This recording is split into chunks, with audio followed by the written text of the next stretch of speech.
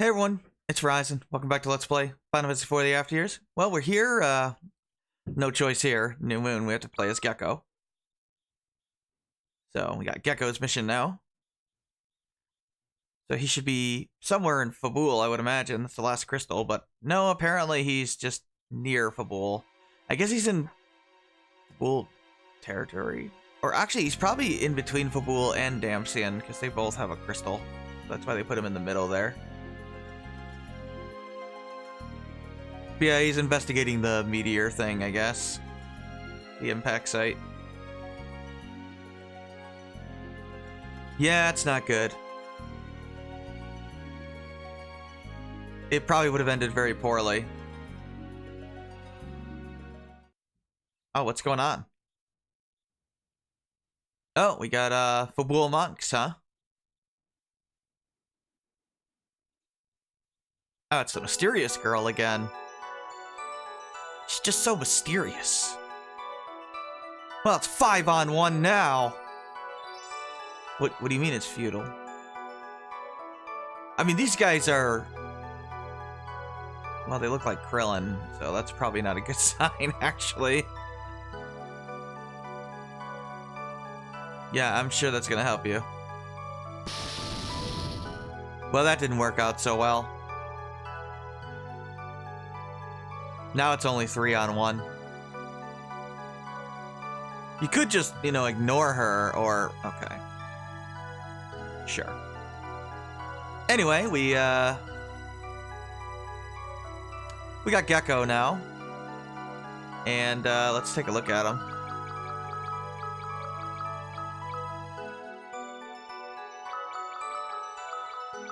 We can give him a headband, first of all. Can't really give him anything else. I mean, I guess we could give him the iron armlet, right? Because that's slightly better. So, yeah. In fact, that's in my notes to do that, so... yeah, we'll keep with the Kodachi, because that's the best thing we got. Grab this chest here, we get a potion. Now, as for Gekkou himself, he's basically a ninja version of Sid. I know that's weird, but yeah, we can talk to this guy. Just a passing traveler. Sure, we'll do our best.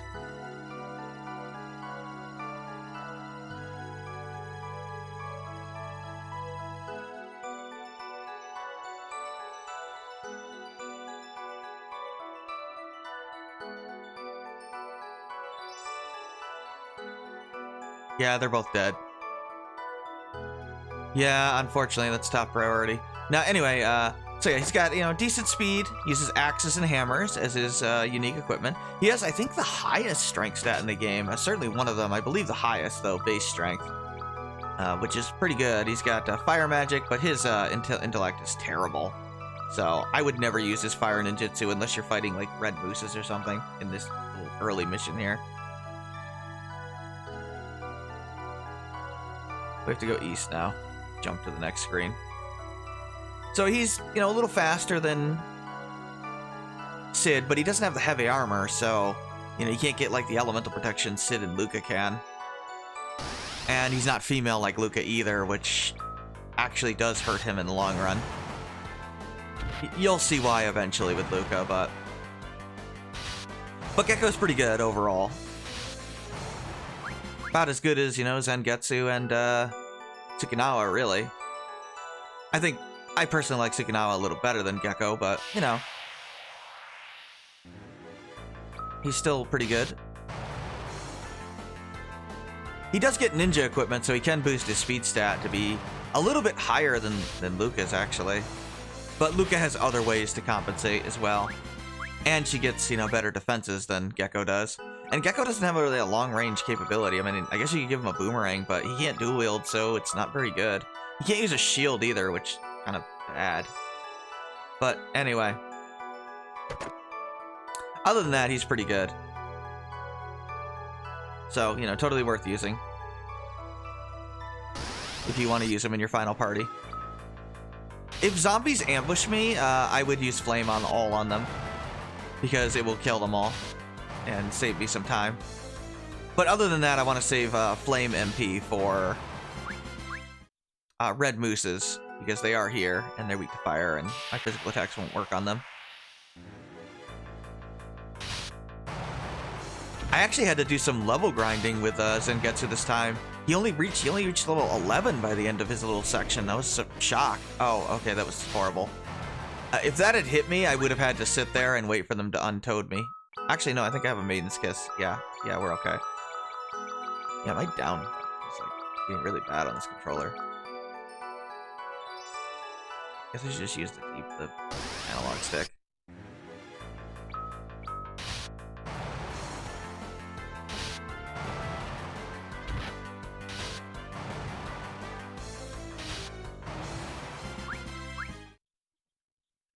But yeah, we got Kenpogi, which we want to equip unless we get a multiplier from the headband. Or, I'm sorry, the foot ninja gear. Which we definitely don't, so... Kenpogi it is. We'll lose a speed, but get a lot more strength, so it's worthwhile. Better defenses, so we'll take it.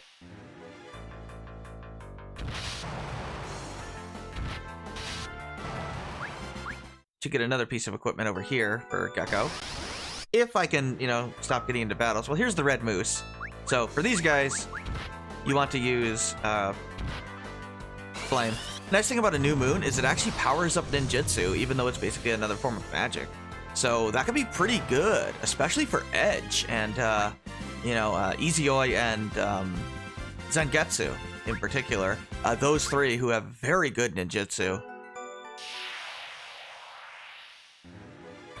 Especially Zangetsu and Izuyoi, who, you know, could really benefit from it. Edge it's great for too, but Edge is good, you know, without any sort of advantage. Oh, that's kind of shocking. Usually I one-shot that guy. Huh. Well, unfortunately we gotta use a high potion. Now, Steel Headband doesn't give us any strength, but we don't have 24 strength, so let's do that, and we'll check it in a level, so we'll see, you know, if the headband helps us out there. I do want to use the steel headplate if, you know, I'm not losing a multiplier, but multipliers I think are more important overall. Yeah, zombies are pretty easy. It's just if they ambush me, they're all gonna get like a couple of turns, so, you know, if I don't use flame.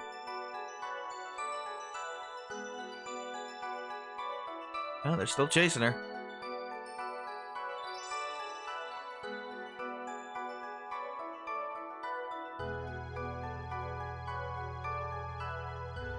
Should be a power armlet in this chest.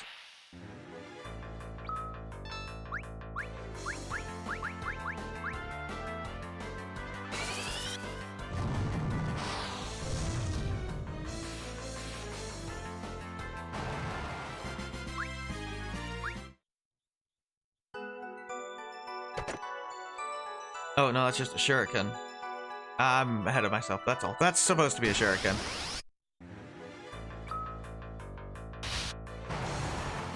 The next screen has the power armlet. Yeah, the Gigantoads can use Toad on you. But I don't want to actually, you know, attack them first because they're in the back row. I would probably miss them. So, you know, not much I can do other than hope they don't use it. They're not weak to fire, so, you know, no reason to use that. Zangetsu, or Gekkou's intellect set is just so horrible. He's easily the weakest when it comes to ninjutsu. It's completely worthless for him. Other than red mooses and maybe zombies if they ambush you. Get this chest here. Now that's a power armlet. Take a look here. We got 18. Get the power armlet. We get 23. Equip the headband. Boom. 28. Awesome. 4 multipliers. Now I want to head west to Spork. Take the jump point. Yeah, just auto attack away. Like I said, I could edit out battles, but we're alone. It's real fast. I don't see a point. Just be careful not to let Gekkou die, obviously. Yeah, take the jump point again. Grab the high potion if we ever get out of battles here. Gekkou also has a good amount of HP, which is good. You could use it. I mean, if you forced me to choose, I'd probably rank him... Well, he has another interesting ability that I forgot to go over, and that's the Shuriken ability. That was the high potion, of course, when I go back to Power Armlet chest.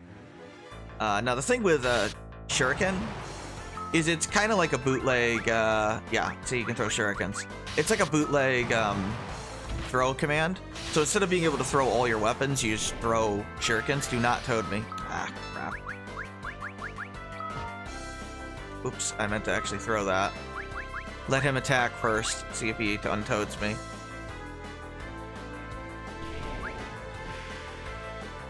Nope. That's unfortunate.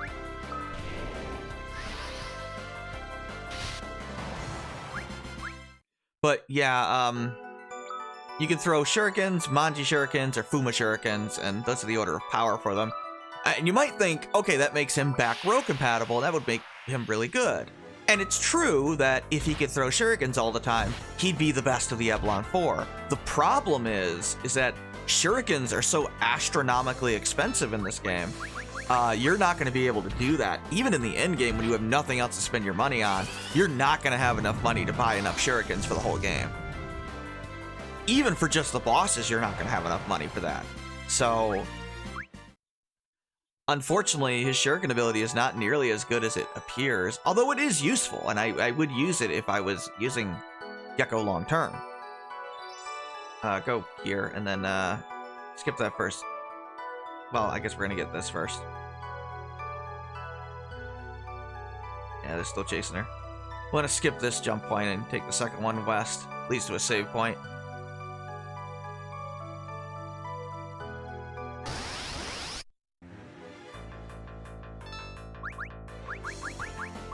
So yeah, I would absolutely use it. I'll just run from red mooses now, by the way. Once you run out of MP, don't bother.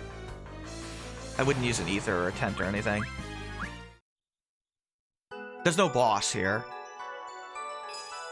So, no reason to be conservative. Let's see. Yeah, I guess we'll save over the first one. We don't need the easy way one anymore. Already edited that episode. But yeah, I'm gonna take the east jump point, take the northwest one now. Jump point again, grab the chest. Should be an ether. But yeah, his Shuriken command is very useful for bosses only, and even then, you gotta be careful. You gotta limit the number you're throwing per boss fight, like 1, maybe 2 a boss. Because you just don't have the money for them. And obviously I'm talking about, you know, Fuma and Manji Shurikens later in the game. Shurikens themselves are actually okay as well, but even they're really expensive. I mean, I'm talking tens of thousands of gil just for one, you know, Manji or Fuma Shuriken. So, you know, you gotta have millions upon millions of gil to throw them consistently. It's not like Shadow from FF6. It's not a thing that you're gonna be able to do regularly. Even though it does outdamage pretty much every other Eblon 4 member, it's really, really limited what you can do with it. At the fork, take the south jump point, which I think is here.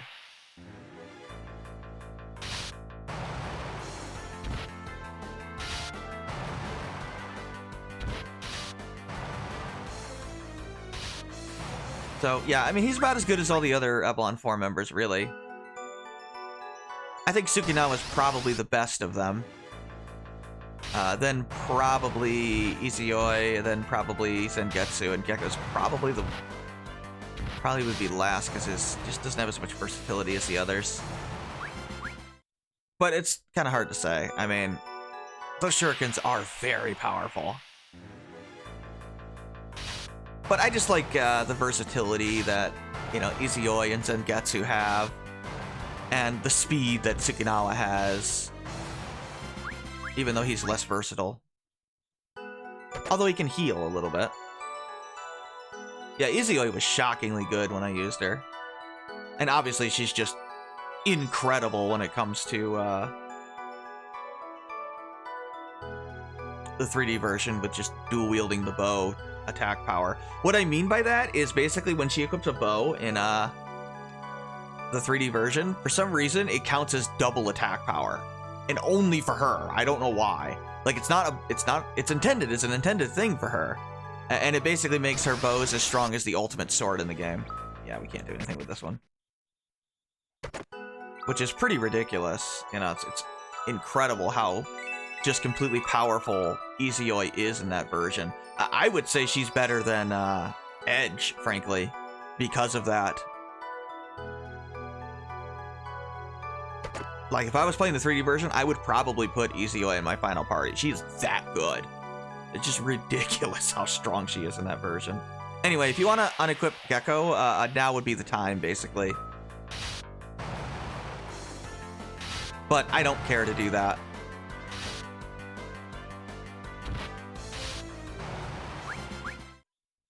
If I didn't have the headband on to this point, I would definitely give it to him. I mean, yeah, I think I could still keep the multiplier, but I want him to have a headband just because, I don't know, I might want the steel. I have other headbands basically with me already, so might as well bring the steel headplate with me, you know? I don't know, I could use it for, you know, the last character we got, but probably won't. But, you know, did I get that chest? Yeah. Ah, damn it. Well, I need to make sure we're level 15. We are. We're at least level 15. Good. Just follow the path to the end. I think, yeah. Yeah, this is it. Now be very, very careful here.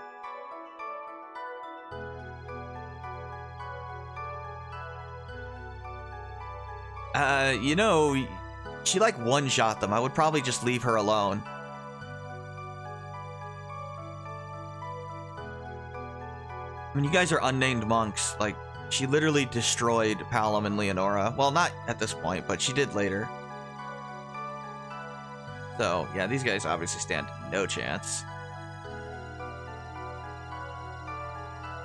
She's literally just trying to ignore them because she views them so unthreatening to them, to her. Yeah, it's not going to do you much good when you're all dead, but hey.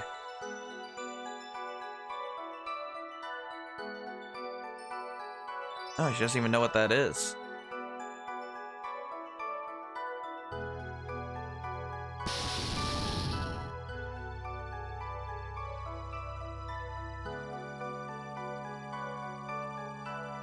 What, are you gonna get up?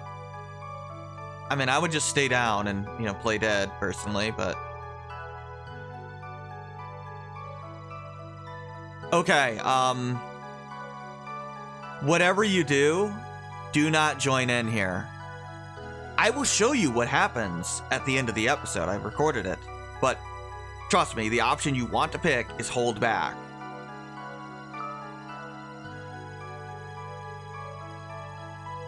I imagine the 3D version, you just get a game over. Or maybe you don't even have the option. I don't know. Well, that's the end of that.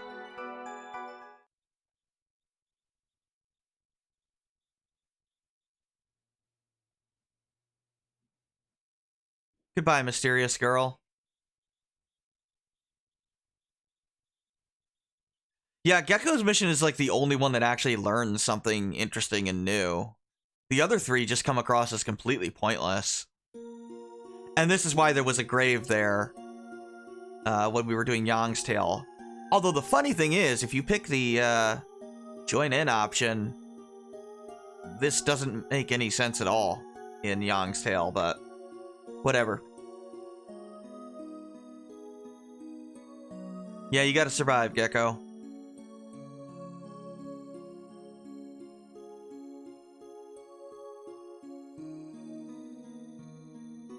Let's just say it would end very poorly if you chose to join in.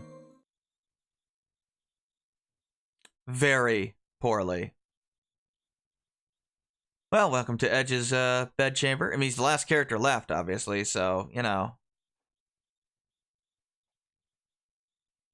I don't know, are the Lunarians back? I mean, I don't know. Some weird mysterious girl is walking around.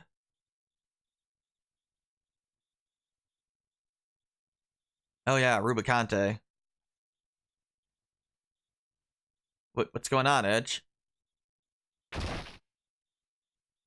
You just have a secret exit to your room?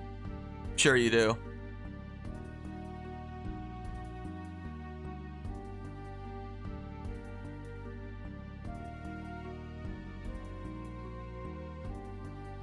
I don't think he's there. It's glowing, right? Yeah. Yeah. Yeah, it is.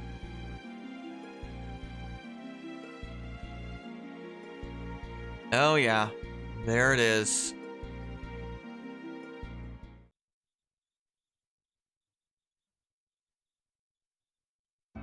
Well, now we're playing as Edge, obviously. He's the last character left.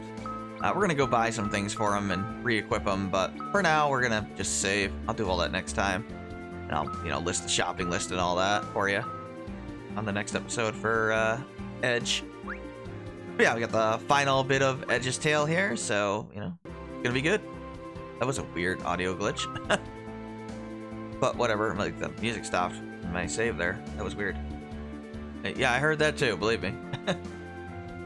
Watch on the recording, it's gonna be fine. Whatever.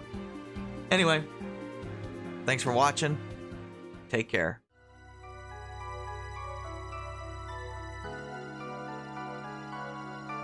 Okay, so obviously in the main story, I showed you what happens when you don't join in, which is what you're supposed to do. But yeah, let's join in here, and I'll show you why you don't want to do this.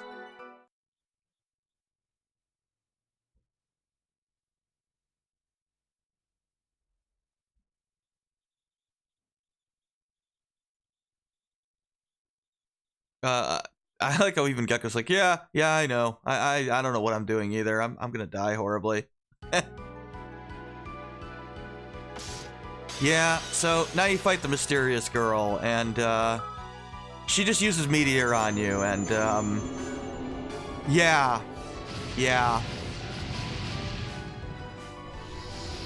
It's gonna end as poorly as you think it is. Oh, yeah. You might be wondering if you somehow defeated her, what would happen? And the answer is the exact same thing. Seriously, even if you somehow defeated the mysterious girl, the game is just scripted to have you die. Alright, so yeah, don't do that.